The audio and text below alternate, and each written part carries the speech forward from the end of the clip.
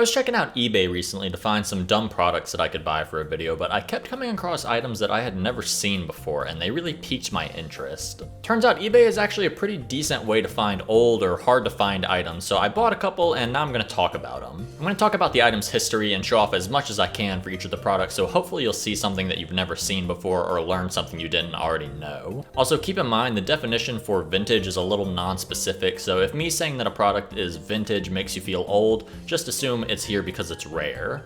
So the first product that I bought was a mistake. I thought that I was buying a calendar for Animal Crossing from 2003, but as it turns out, I actually bought a print ad of a sweepstakes that you could enter to possibly win an Animal Crossing calendar.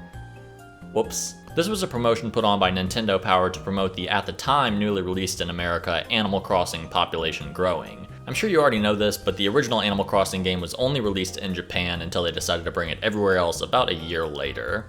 I guess Nintendo figured the best way to drum up business in the States was to make you send in a letter to possibly win a calendar worth $10. The ad boasts about all the amazing features, like the fact that the calendar includes all the special in-game event days, as well as plenty of space to write reminders, which just sounds like a fancy way of saying there isn't much to this thing. A lot of these things are actually still being done in the current 2023 calendar. I suppose there's not really much that you could innovate with a calendar. One interesting thing to note was this was not the only way to win an Animal Crossing calendar in a sweepstakes. About a month before Animal Crossing officially released in the States, Nintendo of America held a contest called the Animal Crossing Pioneers Contest. In order to be entered, you would have to write in explaining why you deserve to be a pioneer of Animal Crossing.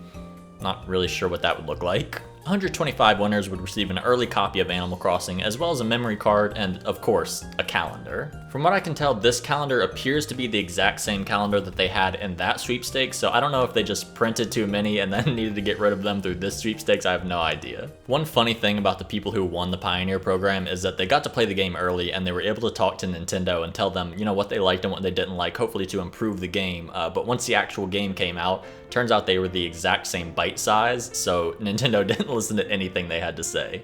Never changed, Nintendo. And now that I got way more out of this piece of paper than I expected, let's move on to some actual products. Back when Nintendo first was created, they found success not through video games, but through playing cards, so this next product should not be too big of a surprise. This is a full set of playing cards featuring characters from Animal Crossing Wild World that was released as a reward for members of Club Nintendo. If you're unaware, Club Nintendo was a program where you could earn coins by buying real-life games and systems. These coins could be used to get rewards like bags, DLC for games, and of course, Animal Crossing playing cards. Club Nintendo shut down in 2015, and even then a lot of the products just had a limited lifespan on the website, so finding these products nowadays can be a little bit tough, especially if they're still in the package. My favorite part about these cards is the fact that playing cards inherently have a ranking system. Ace is the best, 2 is the worst, which means we now have an official ranking system for characters in Animal Crossing Wild World. All the characters actually make a lot of sense. These special characters take the Ace, King, Queen, and Jack cards, and the rest of the numbered cards go to your regular resident-type villagers.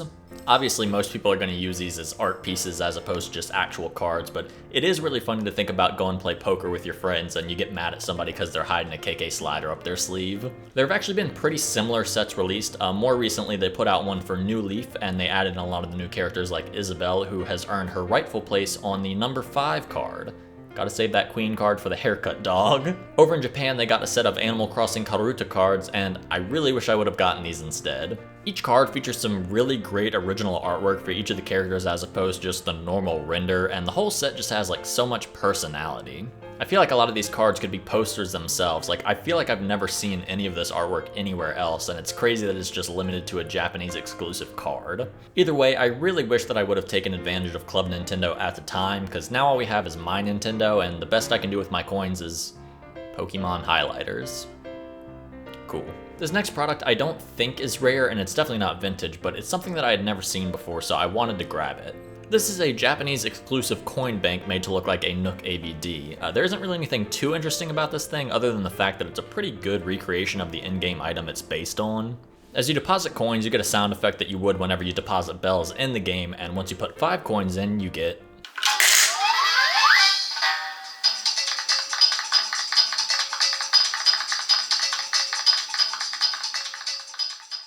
One thing that's kind of funny is you can hear the sound of Tom Nook and Isabelle clapping, so I don't know if they just recorded that soundbite straight from the game or if that's actually in the song that you get whenever you pay off a loan. I don't know, it's just something funny to think about. Like I said, this one isn't really rare or vintage, I just thought it was cool and I wanted to show it off. Next up is probably one of my favorite things that I got for this video. The Animal Crossing movie came out around the end of 2006 in Japan, and alongside it came the Animal Crossing movie book. Since I can't read Japanese, I'm not entirely sure what each page says, but it looks like the first half is explaining the plot points of the movie, showing screenshots, things like that. But by far the best part of this book is the artwork. The back half has these huge full-size drawings of each of the characters as well as some descriptions of each character, so you get to know what they're like in the movie. At least I think. I don't think the translator app on my phone was that helpful.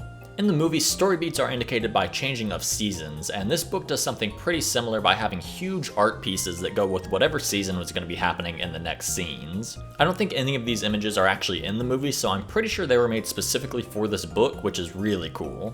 Spring is represented by Cap'n bringing our main character to the island for the first time and meeting staff like Pelly and Tortimer, and I guess also Apollo can canonically fly, so that's cool. Summer's probably my favorite piece of art. It shows various characters hanging out on the beach, Hopper is fishing like he does in the movie, and there's even a message in the bottle in the water, which is a pretty big plot point in the movie, so it's nice to see that subtle nod thrown in there. The fall portion of the movie has a pretty big focus on Whitney, so it makes sense that she would be in the foreground of the fall artwork, as well as Brewster and KK Slider. And of course, winter shows our three main characters front and center, as well as some of the more minor characters from that season in the background. I just love that each photo gives just enough information for me to remember things that happen in the movie, but if you've never seen it, then the art wouldn't really spoil anything. Honestly, I feel like these would make really great sets of posters if Nintendo ever decided to re-release the movie outside of Japan. And while we're on the topic of the Animal Crossing movie, I've got one more product that is really cool. The Animal Crossing Full Forest Collection board game.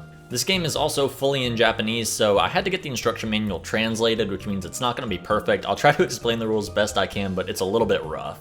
Your goal is to make it through each season starting in spring and ending in winter, and the person who has the most bell points wins. Okay, here's where things get a little convoluted. There are 4 different types of cards that a player can earn while making their way through the game. Item cards, coordination cards, present cards, and event cards.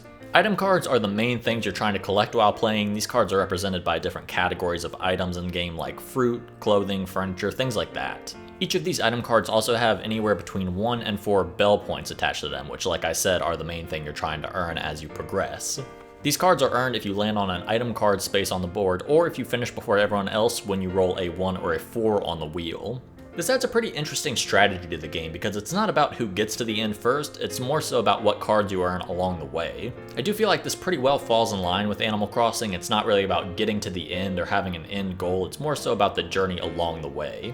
You really have to think, is it smarter to rush to the end and hope that you get some 1s and 4s to get item cards, or do you want to slowly go through and work on getting the next type of cards, the coordination cards? Coordination cards are an extra little bonus you receive if you get 5 item cards in the same category and season. So for example, if you get 5 furniture cards in the spring area, you would get a coordination card that adds on extra bell points on top of the ones you already have.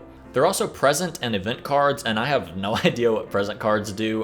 The manual says pretty much nothing about them other than that you can possibly get a lucky card, which makes bad event spaces do nothing. Other than that, I have no idea. But for event cards, this is where things can get a little interesting. You can hold up to 5 event cards at once, and they vary from you getting 2 item cards on a space to being able to steal someone's cards or protect yourself from other event cards. Seems like there's actually a lot of strategy that could go into this game, I assume. I don't know, I haven't played it. Like I said, it's all in Japanese.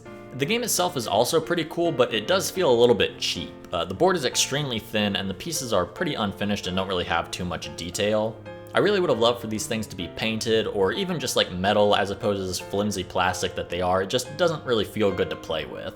The artwork for the board is pretty nice with the way you move through each season as you make your way to the end. The character pieces are based on some of the main villagers in the movie being Flip, Apollo, Margie, Hopper, and Rosie, but honestly if I could change it I would probably replace Flip or Hopper with Whitney since she has a bigger role in the movie, but I do love the variety in the animal types. And of course the roulette wheel is super cool. It's based on an apple tree from the game and it has a very subtle leaf logo behind each number. The concept for the game is a lot of fun, and it seems like a good time to play with friends since there are different sabotages, and I'm sure the cards have little references that I'm not able to read since I don't know how to read Japanese. It really makes me want them to like localize this game or even modernize it. What they could do is maybe like make it into a digital board game. I just feel like there's so much potential in like a digital Animal Crossing board game. Let's move on. Okay, I think I saved the best for last. This is the Takara Tomy Animal Crossing Let's Make a Forest playset. In 2001, before the game even released outside of Japan, Nintendo worked with Takara Tomy to release a ton of playsets featuring characters, locations, and items from the original Animal Crossing game. What I have here is the 2-story house set. It's one of the larger sets, but it is definitely not the biggest that was made. This set comes with the 2-story house with a detachable roof, a villager boy and girl, as well as Midge, Sally, and Dora as animal residents, and some furniture items that include the spooky items, which of course makes this the best set. I do find it interesting to see that they put pretty much any villagers with most of these sets. They didn't really have the marketable animals that they do now. It seems like now they just focus on like Apollo, Flurry, those types of villagers, and everybody else is just kind of left behind. In fact, with the amount of products that came out in this line, you had a pretty good shot of snagging an official toy of your favorite villager. There are small sets that released and usually contained a villager and maybe a few items to go along with it, and the variety is honestly pretty crazy to see. I mean, just look at this ad that came with my set showing off all the different sets you could buy. I just really couldn't see Nintendo doing anything like this these days. As for the sets, they were meant to build off of each other, quite literally. Each set had these little bases with little tabs you could use to connect to other bases, and if you had all the sets, you could pretty much recreate your entire town. If you want to see more items from this, I would suggest checking out this Chad Tronic video. He's got almost the entire set, and he shows off way more than I could ever afford to do. But I will go ahead and highlight some of the stuff that I have here now. Like I said earlier, the roof of the house is removable, making it pretty easy to place the characters and furniture inside how you please, and it also lets you do something pretty cool. The wallpaper and flooring in these sets are just little bits of cardboard, and they're removable, which means the more sets that you have, the more different wallpapers and floorings you could potentially put in here. Now this set didn't come with any extra wallpaper or flooring, but I do know other ones came with multiple variations, so you could personalize your house pretty much however you want it.